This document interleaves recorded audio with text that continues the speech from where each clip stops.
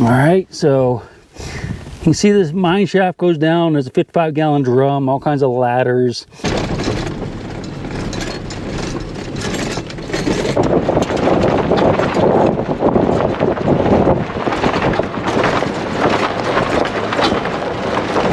So today's going to be the first day of our hiking up in the mountains above Las Vegas, looking for Kenny Veach. I'm going to work my way up to the mine shaft and start from there, and then we're going to spread out into the hills. Now, the mine shaft is right up there and kind of in that saddle. Doesn't look very far, but it's going to take me like 2 hours to hike up to that. And then from there, we're going to start exploring some of these side canyons over here, which I think could take us several years. I was going to say days, but probably years. Now, as many of you know, I was up here about 6 months ago, and I hiked the trail that Kenny Veach made. I guess it was his last video on when he's looking for the M cave they had found on a previous trip. Now, Kenny disappeared up here in these hills many years ago, and the only clue he left was his cell phone on this mine shaft, near this mine shaft up here where we're headed now. So I want to go up there, sit down, think about it for a few minutes, then I'm going to tell you what we're going to do next. Well, it's going to take me a few hours to get up there, and I'm going to be out of breath most of the way because I've been sitting in the car or truck driving for about 4 days now. So I'm out of shape. So bear with me on this first video day. This is kind of interesting. Check this out. I was working my way up the little valley here. I noticed these white rocks over here. So I came over to investigate. And one thing I know, and hopefully you do now too, if you've been watching my videos, is that when you see rocks like this, often the rocks that have been put in a fire and heated up. In this area, they're doing it with the yucca plants. They would slow roast them in a pit with hot rocks and then covered over with vegetation. Much like I've done many times in my life with clam bakes, and up in New England, because I'm originally from New England, and I used to help my sister-in-law's father put on clam bakes. We'd heat up rocks, put the food on it, throw a bunch of seaweed on it for the moisture, and then cover it over, and it would kind of bake inside of that. Now, obviously, they didn't use seaweed out here, but I'm sure they probably used the leaves of the different plants. So I came over here to check it out to see if there was any indication of, maybe some flint chips or something like that where they might have been camping here. And I did just find this, which is charcoal. So that's another indication that this was a fire here where the Indians cooked some food, which I think is really interesting. Especially since that could have been 1,000 years ago. It was probably at least several hundred years ago, but it could have been a lot longer than that, a lot earlier than that. And I'll show you some other spots as we're going up through here, where there's some big areas where the Indians had big fires and heated lots of rocks, and they're very obvious because they're big white circles with lots of charcoal in them. We'll see plenty of them going up through this valley. That was just kind of a new one that I just ran across. I wanted to share it with you. What I'm doing as I'm working my way up to the mine shaft is resting every now and then, like right now, but I'm also scoping the cliff faces on both sides of my binoculars just to see if I can see anything unusual, like a piece of clothing or bleached bones or something like that. Now, I think the chances of actually seeing something like that is pretty slim, but I think it's worth checking, especially since I need to catch my breath. It's always a reason I have to take a break. Still working my way up. And I noticed this little phenomena over here, which I think is really cool, and I thought I'd share it with you. You can see there's kind of a pile of rocks. But right in the center, there's an area where there's a bunch of little rocks. Looks almost like someone was running a dry washer or looking for gold, and that's where they dump their rocks. But what this actually is, I believe, is where probably rats had a nest. You can see there's a little bit of vegetation going around here, some old plants that are dead. And they probably had a mound of brush and stuff here at one time.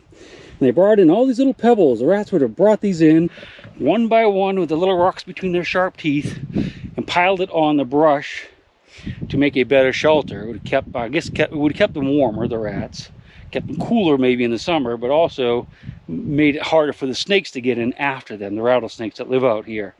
So I'm pretty sure that's what's going on there. This is actually the first one I've seen while I've been out here, but I just thought I'd share that with you. See if they dug up any stone artifacts. Not really seeing any, but let me know if you do. I can always come back in another 6 months.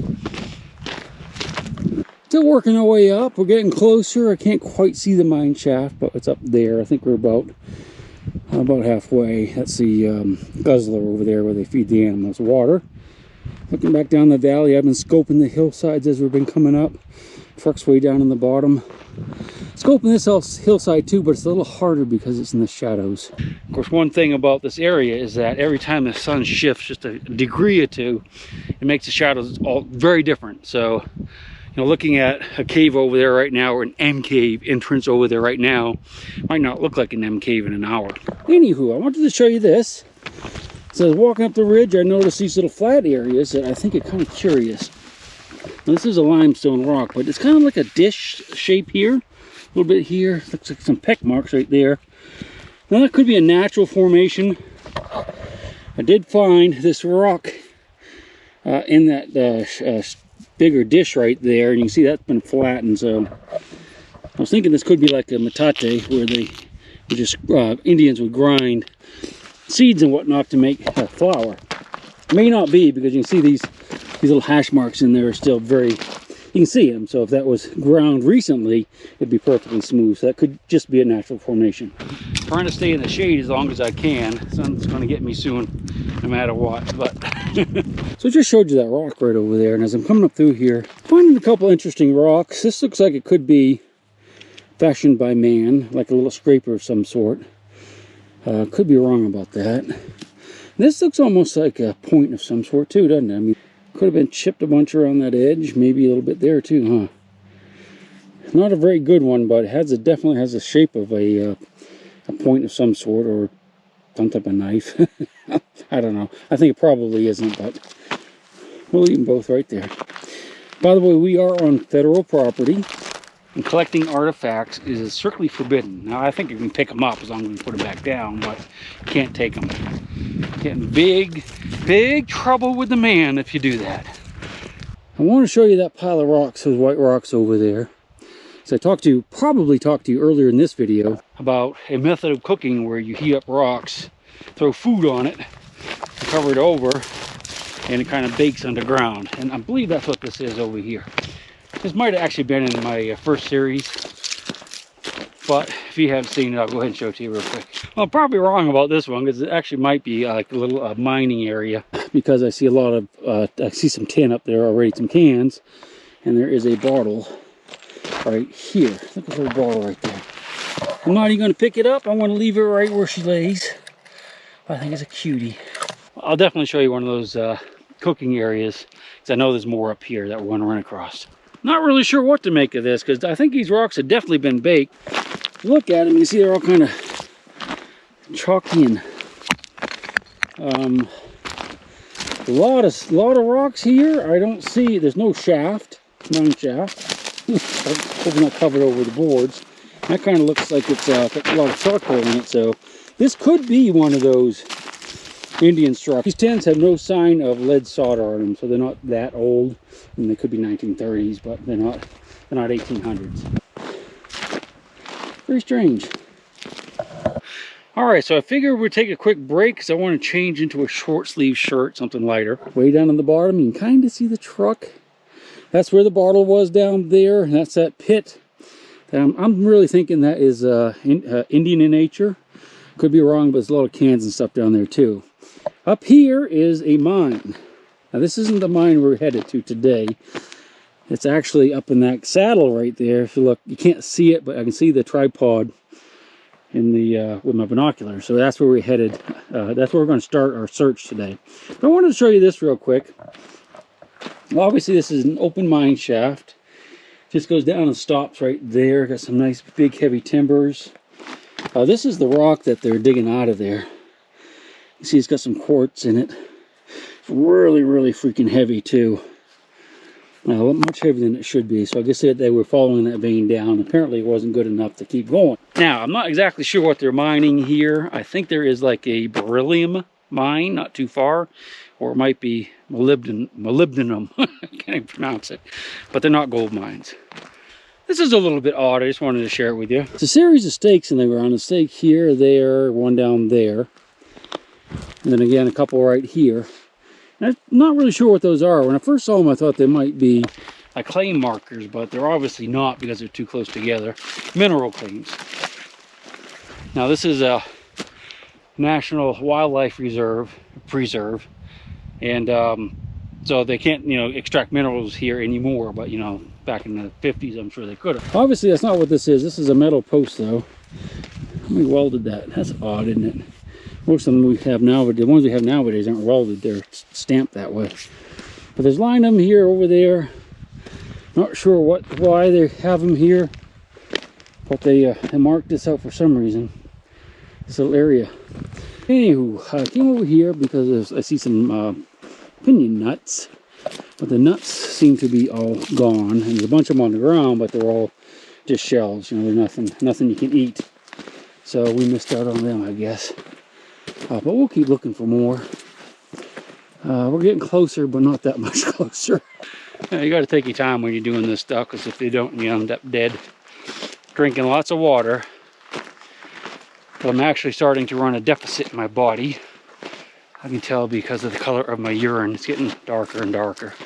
But I'm drinking like crazy, so it's not even that hot yet. We're getting closer, but we're not there yet.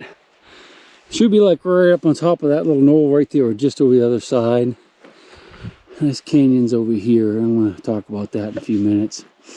Anyway, what I wanted to show you was, as I was walking along here, I noticed this interesting piece of quartz.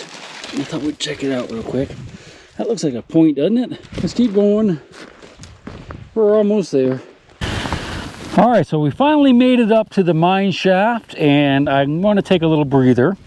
I'm going to show you around a little bit, and then we're going to talk about what we're going to do next.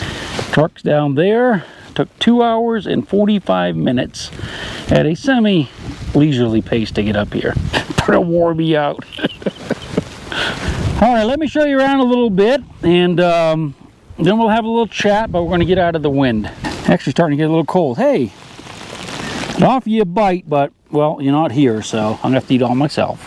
Yum, yum. All right, we're at the mine site, and this is where Kenny Veach's story, kind of his disappearance, begins and ends right here. Now, Kenny was up here and did a video. Now, this has probably been 8-9 years ago now. He did a video standing right here where he talked about the M cave and how he found it, and it freaked him out, and he didn't go in it. And some people called him out online about it or something. And so he was going to come back up here again and look for it. And that was the last video that I know that Kenny made, and he made it right here. He talked about looking for the M cave. And that's the name that Kenny gave the cave. Now, it's up over that saddle and down that way. And I made a series of videos last time I was here, about 6 months ago, where I followed in his footsteps as best I could using his video as a guide. And I'm pretty sure I was right on the money the whole way. Now, I did find a lot of cave entrances that looked like M's, but nothing that met the description that he said. And I pretty much followed right in his footsteps.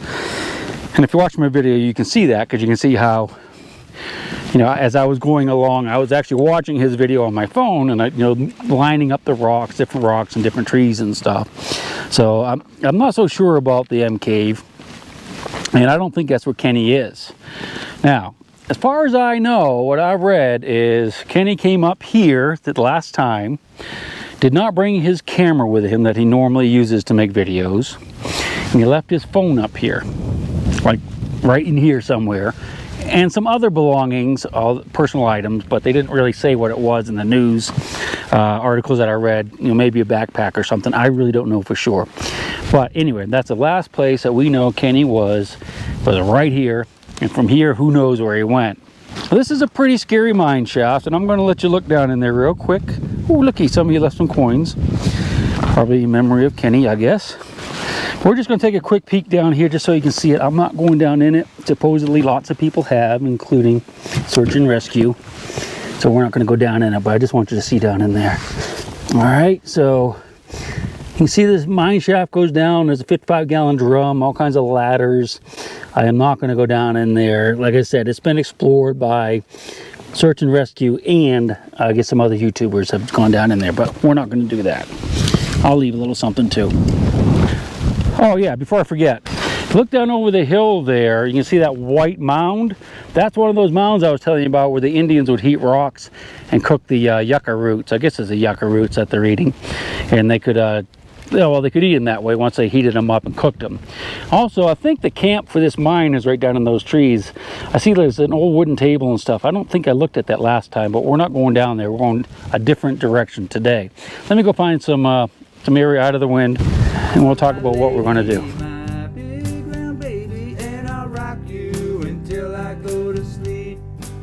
She'll shake the coins from your pocket, take your gold chain and your locket. Mother Earth has no sympathy.